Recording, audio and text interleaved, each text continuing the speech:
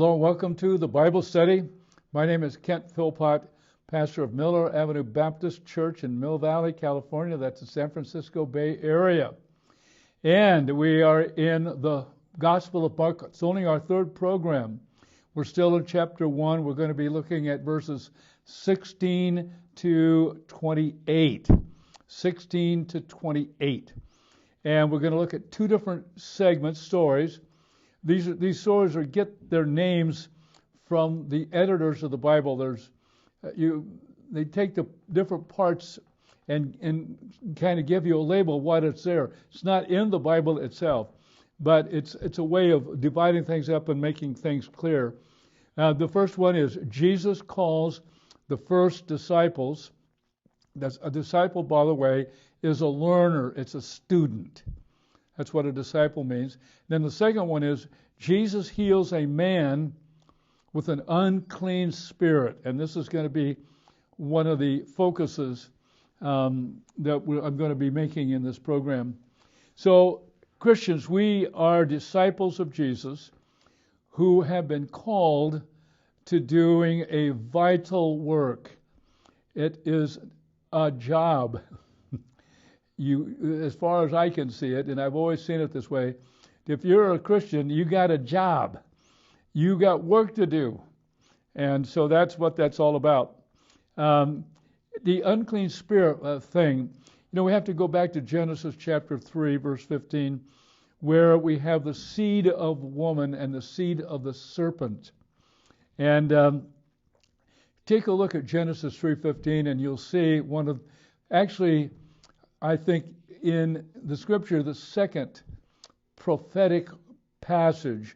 There's also one in Genesis chapter 2. If you're interested, go take a look, see if you can find it. So we have here a focus on the authority of Jesus over sickness, over the laws of nature, and the demonic world. And we have never seen anything as huge as the demonic world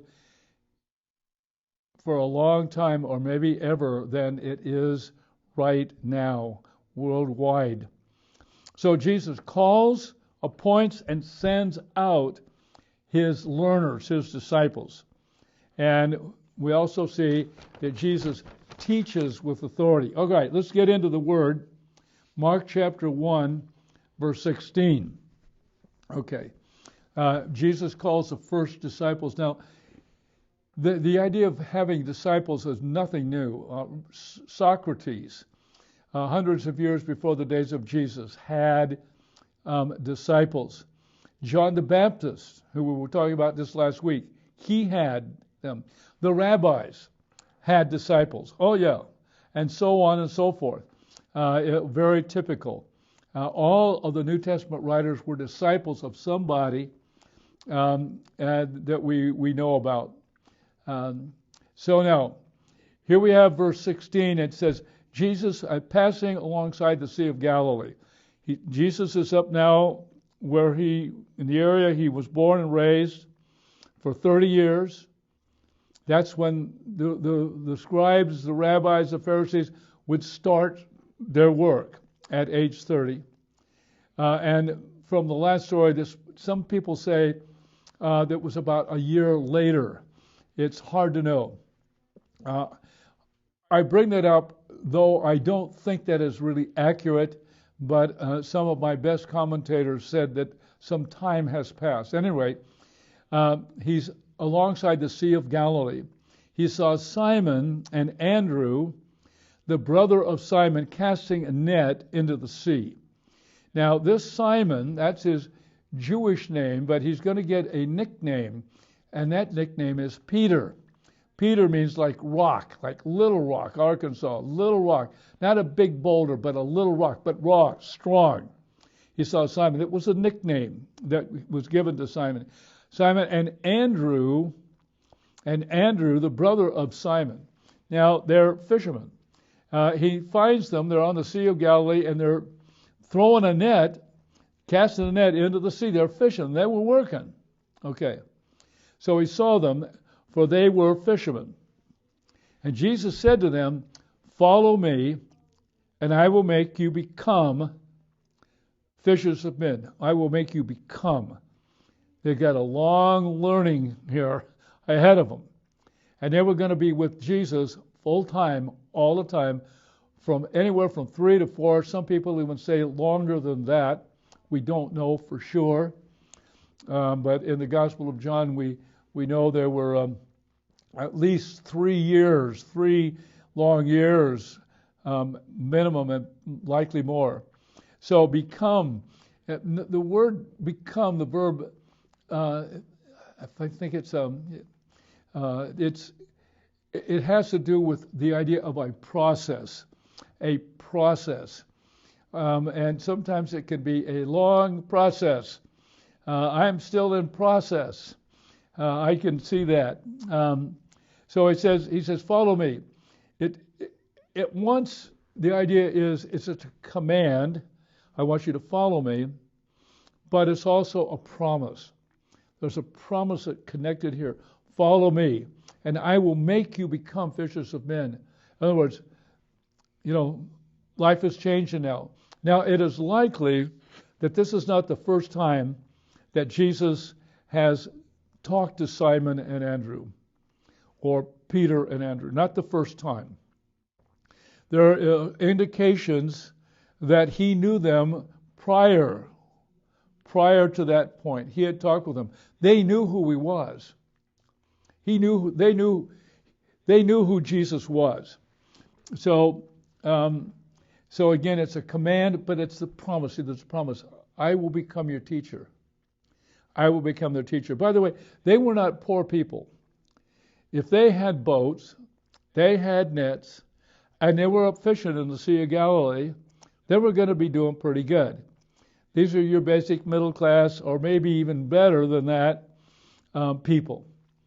So it wasn't that they were walking away from poverty and terrible conditions. Nothing like that. Very good circumstance, actually. Verse 18, and immediately, again, one of Mark's favorite words, and immediately they left their nets and followed him. Immediately. John 10:27 says, my sheep hear my voice and they follow me. My sheep hear my voice and they follow me. There was something of the Holy Spirit here involved with Jesus speaking those words. Now just imagine if Jesus were to speak to you. If Jesus were to speak to you, it would be a profound event. Here is this Jesus saying, follow me. Wow. Become fishers of men. And instead of fish, you're going to reach out to people. So immediately they left their nets and followed him. I remember back in the day, and when I was doing street preaching in the Haight-Ashbury, later 60s, that I would refer to myself as a follower of Jesus. I didn't say I was a Baptist. I didn't say I was a Christian either. I said I am a follower of Jesus. That's the term I use for myself. That's how I wanted to be understood by the hippies in the Haight-Ashbury. And so that was my term. Verse 19, and going on a little, he saw James, the son of Zebedee, and John, his brother, who were in their boat mending the nets. Okay, how far these two were is hard to know. But here are these two brothers, two sets of brothers, Simon and Andrew, James and John, and the brothers. Two sets of brothers, and there's likely 3 sets of brothers that Jesus called.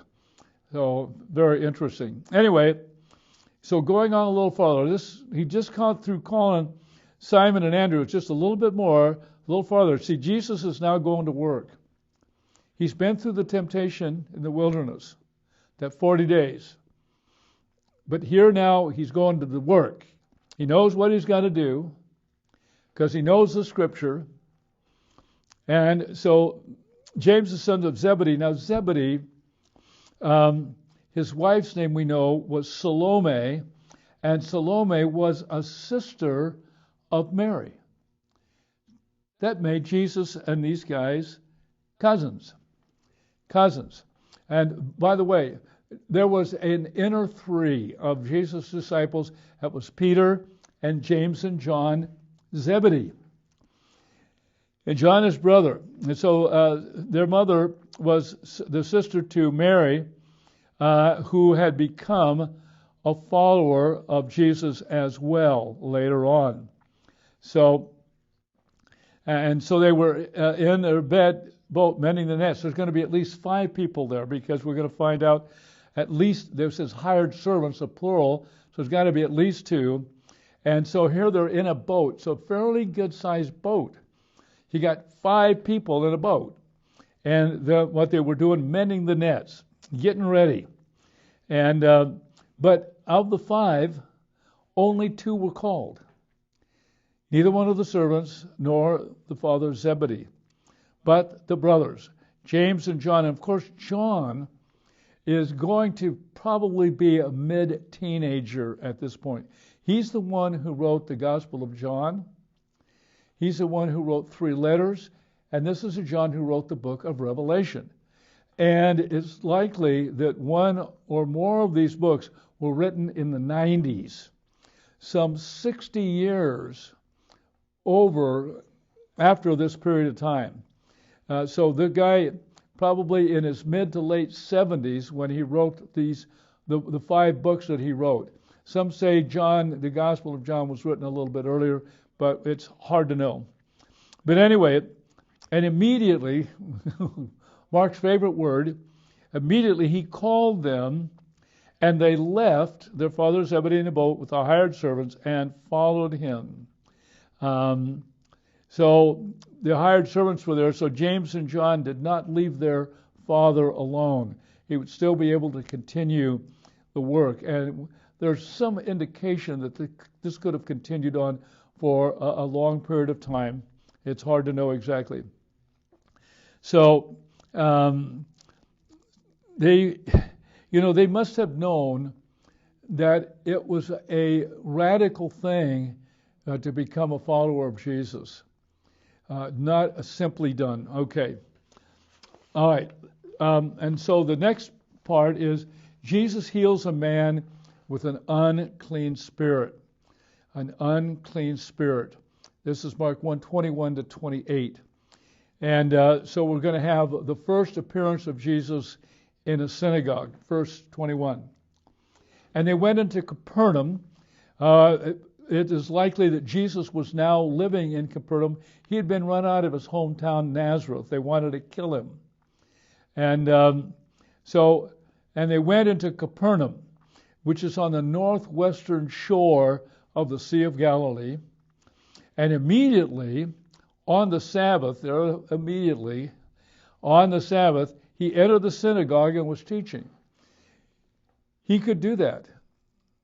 He had no formal training that the rabbis would have.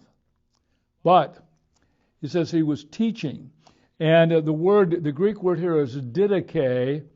It's not the word charegma, which would have been translated preaching. He was teaching. He entered the synagogue. By the way, archaeologists have found remnants of a first century synagogue and other structures in that area. Also, the remains of a church built over the site of what had become known as the home where Peter was living. So I take Biblical Archaeology, the magazine. I get something almost every day from them. And there's so much that archaeologists have authenticated about both the Hebrew Bible and the Greek Bible, Old and New Testaments, that biblical archaeology has demonstrated the reality of so much of this stuff. Anyway, he was teaching, verse 22. And they were astonished at his teaching. That's his core work. The core work of Jesus is teaching. And we have to look at the manner which he taught. People listened to him. They came and listened to him for long distances and stayed with him for as long as they could. and the things that he was saying. So manner and doctrine. For he taught them as one who had authority and not as the scribes. The scribes were the PhDs of the Pharisee lots and the other groups too. But he taught them as one who had authority. That is a 30, 31, 32-year-old guy, no formal training at all, from Nazareth in Galilee. And here it says, as one who had authority, not as the scribes. Verse 23. And immediately there was in their synagogue a man with an unclean spirit. Now, this is not a description of insanity or mental illness. No, not that. And you're going to hear me say some very unusual things coming up. But anyway, get ready. And it says, and he cried out. He cried out. Now, this is the man with the unclean spirit. What we're talking about, an unclean spirit, a demonic spirit, a demon. That kind of stuff was going on for many, many centuries. Many, many centuries before the period of Jesus. And now there were all kinds of exorcists who tried to do magical things to get the demons to leave, and they made their living by that. And we see an instance of that in the book of Acts. Very interesting. There's a lot of history to it. I have several books on demonology, and I have 3 of them here, which I'll talk about in a little bit. Anyway, he cried out, "What have you to do with us?" Notice, he says, with us. I have heard that many times. It's okay if you think I'm crazy. I can't help it. I've been doing this for 50 years. It's big. What happened? I'm going to tell you what happened. This Manual of Demonology and the Occult was published by Zondervan Publishing House in 1973. It was a treatise that I had to write for Masters of Theology at Golden Gate Baptist Theological Seminary in Mill Valley. It was published. It was published in a number of languages. And within a relatively short time, we had people coming from all over America and foreign countries seeking to have demonic spirits, unclean spirits, cast out of them. We had so many, at one point we had to develop 12 teams of people to help deal with all these people who were showing up on our doorstep. And it was very, very interesting and difficult. And it went on for a long time. I still do it. We'll even do it by Zoom. But a Manual of Demonology and the Occult. And I had no idea that would happen. So I have a long history of doing this. Let me tell you, there are such things as evil spirits. They are demonic. They are demons. They're under the control of Satan. It's okay if you turn off the TV set and you say, this Philpott is over the top. I'm not having any of it. But I'm telling you what it is. It's actual. It's real. It's the real deal. So he says, what have you to do with us, Jesus? We don't know that Jesus said anything to him. Just his very presence. Just his very presence was enough. And it scared them. It frightened them. I've seen this dozens of times. I could say hundreds of times. I'm just going to say dozens of times. The very same thing. Nothing new. He says, Jesus of Nazareth, have you come to destroy us? And the Greek structure indicates, yes, we know you've come to destroy us. Only Jesus Christ has the power to cast out unclean spirits. The exorcists, they don't. And there were a lot of them. They made a living that way. It was a culture that we wouldn't believe that was going on in that era. He says, Jesus of Nazareth, they knew exactly who he was. Have you come to destroy us? Yes. He says, then he says, I know, yes, but I know who you are, the Holy One of God. So it is an incredible an incredible thing that this goes on. And I have had many a conversation like this. I am not Jesus, not anywhere close, but they knew that a person was there that had the Holy Spirit inside of them. And that was the whole thing. Notice the Holy One of God. The holiness, that's what they were afraid of. The holiness scared them. This is somebody without sin. He's holy. The Holy One of God. That term means we know you're the Messiah. You're the Christ. We know that.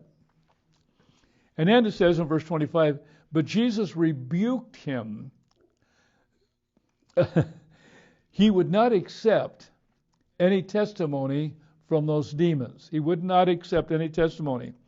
Rebuked him, saying, be silent and come out of him. Now, a little question. Did the possessed man know what was going on at the time? Did he know what was going on? Well, I'm going to have to tell you from my experience, it is likely he did not. We've gone through horrific times when people had demons cast out of them.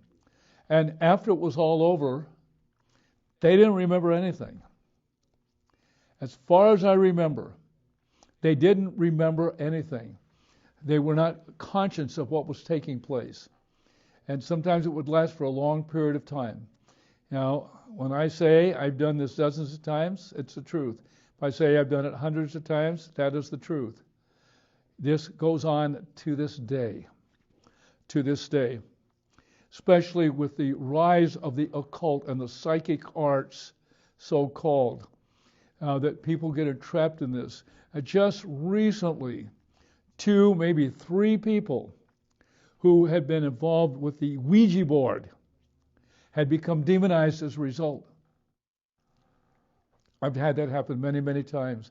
That alone is sufficient to open the door to demonic spirits, to invade them, to invade you.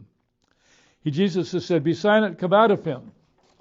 I'm going to, before I get any farther, I mentioned the demonology and occult.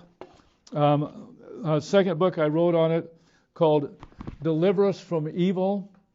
And the newest one is Deliverance Handbook that I like to send out. And I like to do that before people will contact us. We'll do Zoom, or they come to my place and we do deliverance. Those 3 books, and see for yourself. I understand if you say, that's over the top, man, this is crazy stuff. I understand. I was there myself. My background, my degrees are in psychology. I operated Marin Christian Counseling Center for 10 years. I always thought when something was going on, it was a mental illness. I was wrong. Sometimes it was, or there was a combo. But, okay. And it says, and the unclean spirit convulsing him and crying out with a loud voice came out of him. I have done that so many times. A lot of times it'll start with her screaming and yelling at you, and then at the end they go, please don't cast me out. I've had that dozens of times. Please don't cast me out. And they don't want to be cast out, and they don't want to be cast into hell. They will fight and scream and go on and on. So he convulsed him and crying with a loud voice came out of him. I've seen this. Verse 27. And they were all amazed. That's the people in the synagogue. So that they questioned among themselves, saying, what is this? Well, in that culture, they had lots of exorcists, a lot of Jewish exorcists and other kind of exorcists who got a living, as I've already said, by doing that, because it was such a demonic time. And but they say they question among themselves. Somehow this word got to Jesus or somebody, and they reported this. He says, a new teaching with authority. Jesus, a new teaching with authority. They could tell Jesus wasn't making this up. He knew what was what. And then it says, he commands even the unclean spirits, and they obey him. So this was understood by the people of that era. They knew exactly what was going on. In our culture today, it is generally denied. Instead of unclean or evil or demonic spirits, other names are given to them that make them sound even helpful. Spirits of some nature, some entity that is able to help and to heal.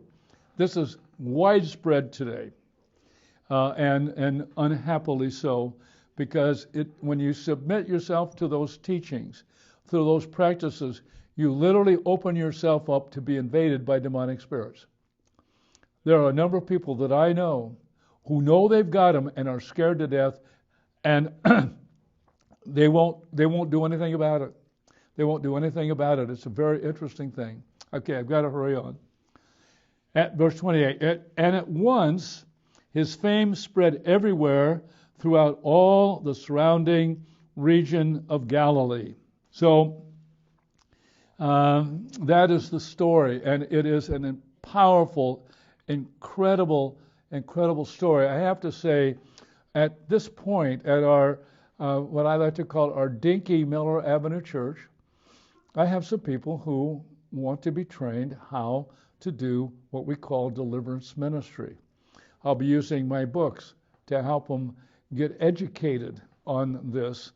And so we are going to expand our ministry into this area because, for example, in Marin County, so many people are caught up into this stuff.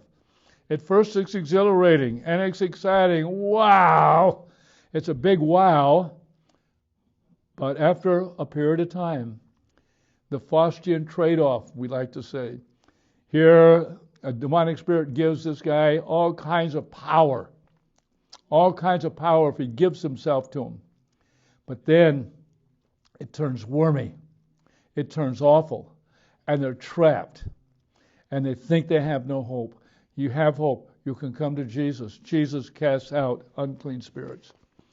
Okay, let me see what I've got for the ending. A lot of the practices that I have been identifying, I put 20 of them down into a book called Pathways to Darkness. I want people to look at some of these psychic events, about 20 of them, that open you up to demonic spirits. Pathways to Darkness. So long.